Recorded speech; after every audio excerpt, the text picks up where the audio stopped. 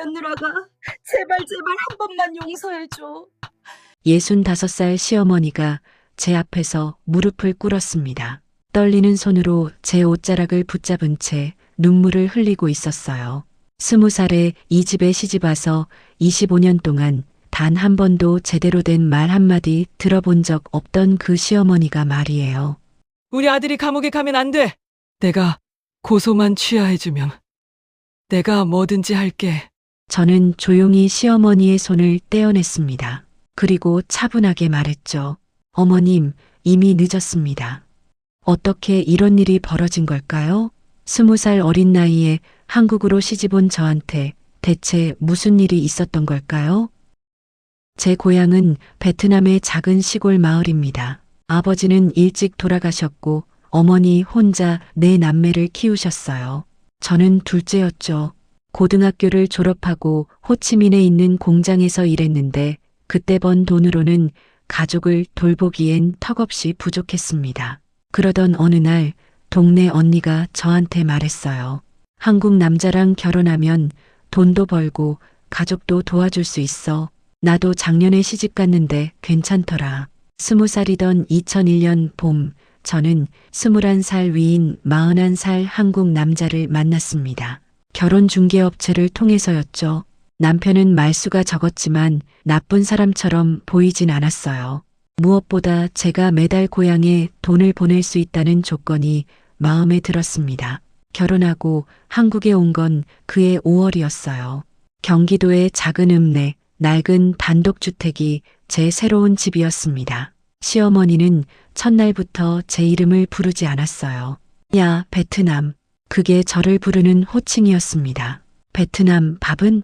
베트남 설거지 안 했어? 베트남 빨래는 언제 거들 거야?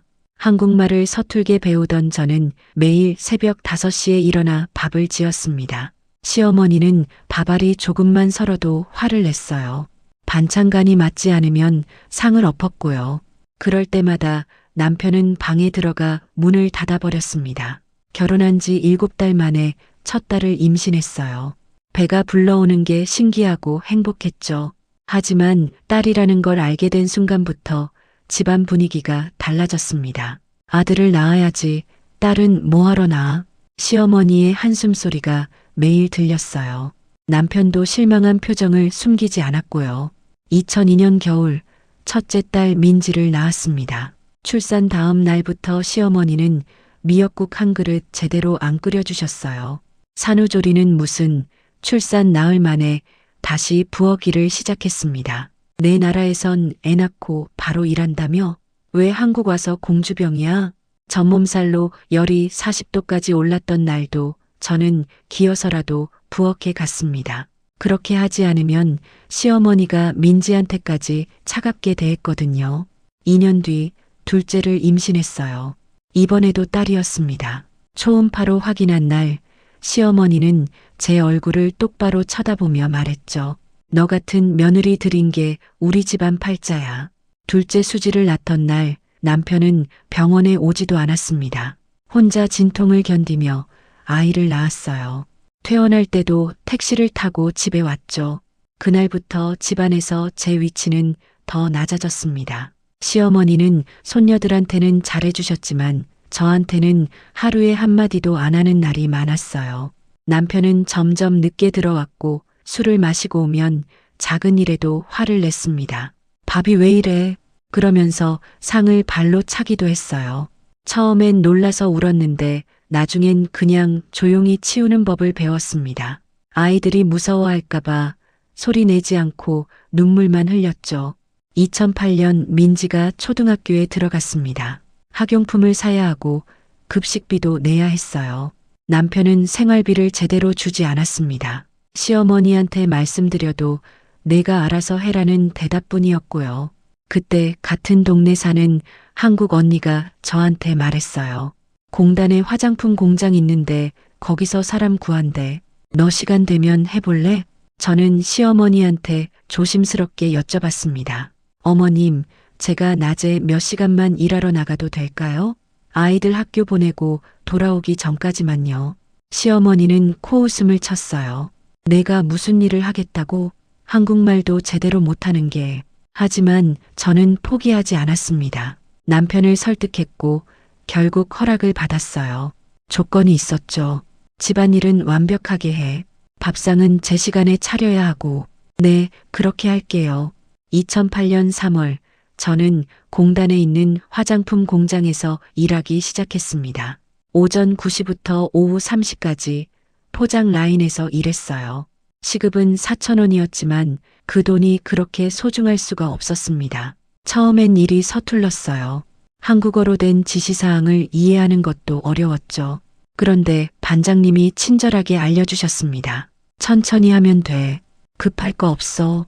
반장님은 50대 중반의 한국 여성이었는데 저한테 일도 가르쳐 주시고 한국어도 고쳐주셨어요.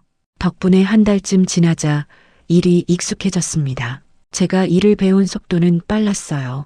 포장만 하던 제가 3개월 만에 검수일까지 맡게 됐죠. 6개월쯤 되니까 라인에서 제일 빠르고 정확하다는 말을 들었습니다. 리엔 씨, 정말 성실하세요. 한국 사람들도 이렇게 꼼꼼하게 안 하는데. 공장장님이 칭찬해 주실 때 제 가슴이 뿌듯했어요. 집에선 한 번도 들어본 적 없는 말이었거든요. 2010년 공장에서 제게 정규직 전환을 제안했습니다. 시급도 올라가고 4대 보험도 들어간다고 했어요. 저는 바로 승낙했죠. 리엔 씨, 이제 조장해볼래요? 새로 들어온 사람들 교육 좀 시켜줘야 하거든. 조장이 됐어요. 월급도 100만 원이 넘었습니다. 그 돈으로 아이들 학원비를 내고 고향 어머니한테도 보냈어요. 남는 돈은 조금씩 모았죠. 집에선 여전히 힘들었어요. 시어머니는 제가 돈을 버니까 더 무시했습니다. 공장에서 일한다고 잘난 척은. 그깟 돈 얼마나 번다고. 남편은 제가 늦게 들어오면 화를 냈어요. 여자가 밖에서 돌아다니니까 버릇이 없어져. 어느 날은 저녁 준비가 조금 늦었다고 제 팔을 잡아 끌었습니다. 멍이 들었죠. 아이들 앞에서였어요. 민지가 울면서 말렸어요. 아빠 하지 마. 그 모습을 보며 생각했습니다. 이렇게는 안 되겠다고요. 2012년 공장에서 또 승진 제안이 왔습니다. 리엔 씨, 이제 과장 해볼 생각 없어요? 품질 관리팀으로 가면 되는데. 품질 관리팀 과장. 저 같은 사람이 그런 자리에 갈 수 있다는 게 믿기지 않았어요. 하지만 해보고 싶었습니다. 제가 할 수 있을까요? 당신만큼 제품 잘 아는 사람 없어요. 게다가 베트남어도 할 수 있잖아요. 우리 협력업체 중에 베트남 공장도 있거든요. 그렇게 과장이 됐습니다. 월급도 200만 원대로 올랐어요. 회사에서 노트북도 지급해줬고 출장도 가게 됐죠. 하지만 집에선 상황이 악화됐습니다. 남편이 제 통장을 내놓으라고 했어요. 여자가 돈을 가지고 있으면 안 돼. 내가 관리해 줄게. 안 돼요. 이건 제가 번 돈이에요. 그날 처음으로 남편한테 제대로 거부했습니다. 남편은 화가 났는지 제 얼굴을 때렸어요. 뺨이 붓고 입술이 찢어졌습니다. 다음 날 회사에 갈 수 없었어요. 부장님한테 전화가 왔습니다. 리엔 씨, 무슨 일 있어요? 목소리가 이상한데. 아니에요, 괜찮아요. 혹시 집에 문제 있으면 말해요. 회사에서 도와줄 수 있어. 그 말에 눈물이 났습니다. 하지만 말하지 못했어요. 2014년 민지가 중학생이 됐습니다. 수지는 초등학교 5학년이었고요. 아이들은 엄마가 맞는 걸 알고 있었어요. 어느 날 민지가 조용히 물었습니다. 엄마, 왜 아빠랑 헤어지지 않아요? 엄마는 돈도 벌잖아요. 우리끼리 살면 안 돼요? 그 말이 제 마음을 흔들었습니다. 2015년 여름 결정적인 사건이 벌어졌습니다. 남편이 바람을 피우고 있다는 걸 알게 된 거예요. 우연히 남편 핸드폰을 봤는데 모르는 여자와 주고받은 메시지가 가득했습니다. 여보, 보고 싶어 같은 말들이요. 가슴이 무너졌어요. 그동안 참고 견뎌온 세월이 주마등처럼 스쳐 지나갔죠. 20살에 이 집에 와서 제대로 대접 한 번 못 받고 딸 둘 낳았다고 천대받고 맞으면서도 참았는데 그날 밤 남편이 술 취해 들어왔습니다. 저는 조용히 물었어요. 당신 다른 여자 있죠? 남편은 대답 대신 화를 냈습니다. 뭐, 감히 나한테 따져? 그리고 제 머리채를 잡아 끌었어요. 저는 바닥에 넘어졌고 남편은 발로 제 배를 찼습니다. 늑골이 부러지는 느낌이었어요. 아빠, 그만해. 민지와 수지가 울면서 말렸지만 남편은 멈추지 않았습니다. 그때 시어머니가 방에서 나오셨어요. 저는 시어머니가 말리실 줄 알았습니다. 하지만 시어머니는 이렇게 말씀하셨죠. 베트남, 내가 쓸데없이 말대꾸를 해서 그래. 남편 말 잘 들으면 되는 거 아니야? 그 순간 뭔가 툭 끊어지는 느낌이었습니다. 아, 이 사람들한테 나는 사람이 아니구나. 다음 날 아침 저는 아이들을 데리고 집을 나왔습니다. 회사 선배 언니 집에 잠시 머물렀어요. 늑골이 부러져서 병원에 갔고 진단서를 받았습니다. 그리고 여성인권센터를 찾아갔죠. 도와주세요. 저는 더 이상 참을 수 없어요. 상담사 선생님이 제 이야기를 들어주셨어요. 눈물이 멈추지 않았습니다. 리엔 씨, 이건 가정폭력이에요. 경찰에 신고할 수 있어요. 제가 외국인이라서 괜찮을까요? 당연하죠. 리엔 씨도 한국에서 보호받을 권리가 있어요. 그날 경찰서에 가서 가정폭력으로 신고했습니다. 남편은 경찰 조사를 받았어요. 남편은 제가 고소할 줄 몰랐나 봐요. 전화가 수없이 왔습니다. 당장 고소 취하해. 안 그러면 너 베트남으로 쫓아낼 거야. 못해요. 저도 이제 참지 않을 거예요. 변호사를 선임했어요. 여성인권센터에서 소개해준 변호사님이었죠.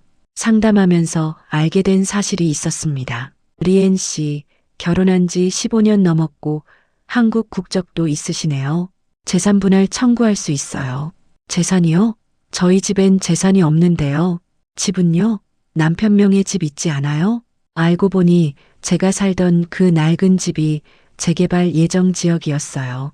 보상금이 2억 원 넘게 나온다고 했습니다. 저는 전혀 몰랐던 사실이었죠. 그럼 저도 받을 수 있어요? 당연하죠. 결혼 생활 동안 리엔 씨도 기여했으니까요. 이혼 소송과 재산 분할 청구를 시작했습니다. 남편과 시어머니는 발악했어요. 15년 동안 먹여주고 재워줬는데 배은망덕하게 시어머니가 전화로 소리쳤지만 저는 담담하게 대답했습니다. 어머님, 저도 15년 동안 이 집을 위해 일했어요. 공짜로 산 게 아니에요. 2016년 봄 법원에서 첫 조정이 있었습니다. 남편은 제게 돈은 한 푼도 못 준다고 버텼어요. 하지만 변호사님이 차근차근 설명했죠. 원고는 15년간 가정을 돌보며 경제활동도 했습니다. 피고의 폭력도 입증됐고요. 재판은 6개월 넘게 이어졌습니다. 그 시간 동안 저는 회사 일에 더 집중했어요. 2016년 말 차장으로 또 승진했습니다. 이제 월급이 300만 원이 넘었죠. 아이들도 씩씩하게 잘 자라줬어요. 민지는 고등학생이 됐고 수지는 중학생이 됐습니다. 셋이서 작은 투룸에서 살았지만 집에선 웃음소리가 많아졌어요. 엄마, 오늘 학교에서 칭찬받았어. 그래, 우리 수지 대단한데? 행복했습니다. 처음으로 제 인생이 제 것 같았어요. 용서하지 않을 권리. 2017년 봄 드디어 판결이 났습니다. 이혼 인정, 재산 분할 1억 원, 위자료 3천만 원. 법원은 남편의 폭력과 외도를 모두 인정했어요. 게다가 제가 15년 동안 가정에 기여한 부분도 인정해줬죠. 판결문을 받아들고 법원을 나서는데 다리에 힘이 풀렸습니다. 변호사님이 축하한다고 말했지만 저는 그냥 멍했어요. 끝났구나. 정말 끝났구나. 남편은 항소했지만 기각됐습니다. 결국 돈을 지불해야 했죠. 그리고 그때 시어머니한테 전화가 왔어요. 며느리야, 우리 집에 좀 올 수 있겠니? 15년 만에 처음 듣는 부드러운 목소리였습니다. 집에 가보니 시어머니 혼자 계셨어요. 남편은 외도 상대와 살림을 차렸다고 했습니다. 며느리야, 앉아라. 시어머니는 떨리는 손으로 차를 따라주셨어요. 그리고 말씀하셨죠. 내가 미안하다. 내가 너를 며느리로 안 봤어. 그냥 집안일 하는 사람으로만 생각했지. 그게 잘못이었어. 시어머니 눈에 눈물이 고였습니다. 우리 아들이 지금 사기 사건에 연루됐어. 그 여자가 아들 명의로 대출을 받아서 도망갔거든. 빚이 5천만 원이야. 며느리, 내가 받은 돈 중에 좀만 빌려줄 수 없겠니? 아들이 감옥 갈 수도 있어. 저는 조용히 차를 한 모금 마셨습니다. 그리고 대답했어요. 안 돼요. 뭐? 저는 그 돈으로 아이들 미래를 준비해야 해요. 민지 대학 등록금, 수지 학원비, 그리고 제 노후도요. 그래도 우린 가족이잖아. 아니에요. 저는 시어머니를 똑바로 쳐다봤습니다. 저를 가족으로 본 적 없으셨잖아요. 15년 동안 베트남이라고 부르셨잖아요. 그건 저한테 밥 한 끼 제대로 챙겨주신 적도 없고 아플 때 병원 한번 데려가 주신 적도 없어요. 아이들이 아빠한테 맞을 때도 그냥 보고만 계셨죠. 시어머니는 아무 말도 못했습니다. 어머님, 저는 이제 제 인생을 살 거예요. 어머님과 그 아들은 어머님들이 알아서 하세요. 집을 나서는데 뒤에서 시어머니가 소리쳤어요. 배은망덕한 것, 그렇게 모질게 굴면 너도 벌받아. 저는 돌아보지 않았습니다. 2026년 1월, 지금 저는 45입니다. 회사에서 부장이 됐어요. 베트남 지사와 한국 본사를 오가며 일하고 있죠. 월급도 500만 원이 넘습니다. 민지는 대학교 3학년이에요. 경영학을 전공하고 있고 성적도 우수해서 장학금을 받고 있죠. 수지는 고등학교 2학년인데 미술을 좋아해서 디자인 쪽으로 진학하고 싶다고 해요. 셋이서 사는 집은 작지만 따뜻합니다. 주말마다 함께 요리하고 영화 보고 이야기 나눠요. 가끔 민지가 물어봅니다. 엄마, 힘들지 않았어? 힘들었지. 하지만 너희가 있어서 견뎠어. 엄마는 정말 강해. 아니야. 엄마도 무서웠어. 그런데 포기하지 않았을 뿐이야. 지난 시간을 돌아보면 후회는 없습니다. 만약 그때 참기만 했다면 지금의 저는 없었을 거예요.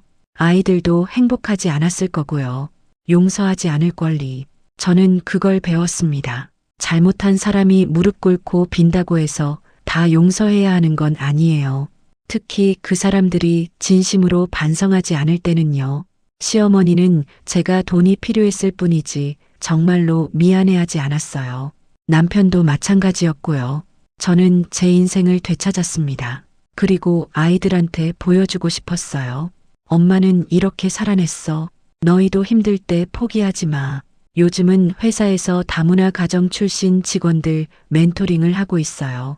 저처럼 외국에서 온 여성들이 한국에서 일하며 겪는 어려움을 알거든요. 어제도 한 베트남 후배가 상담하러 왔었습니다. 선배님, 시댁에서 너무 힘들어요. 힘들면 참지 마. 내 인생은 내 거야. 하지만 도망칠 곳도 없고 돈도 없어요. 지금은 그래도 괜찮아. 조금씩 준비하면 돼. 나도 그렇게 했어. 후배는 눈물을 글썽이며 고개를 끄덕였어요. 제 이야기가 누군가에게 용기가 되길 바랍니다. 힘든 상황에 있는 분들한테 말하고 싶어요. 포기하지 마세요. 당신은 존중받을 자격이 있어요. 오늘 사연 어떠셨나요? 이런 통쾌한 사연이 더 보고 싶으시다면 구독과 좋아요 부탁드립니다. 다음에 더 좋은 이야기로 찾아뵙겠습니다.